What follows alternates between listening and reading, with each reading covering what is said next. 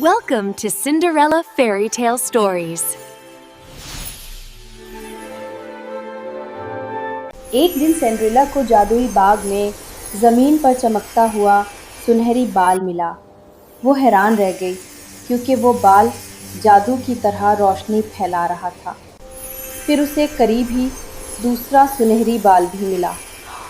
اسی وقت آسمان سے روشنی اتری اور ایک نیک پری سامنے آئی۔ پری نے کہا، یہ سنہری بال دوستی اور قربانی کی نشانی ہیں۔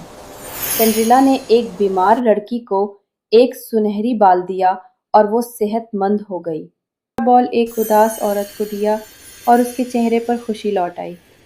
یوں سنڈریلا نے سونے کے 2 بال دوسروں کو دے کر سب کے دل جیت لیے اور سب خوش ہو گئے۔ Thanks for watching, and don't forget to subscribe.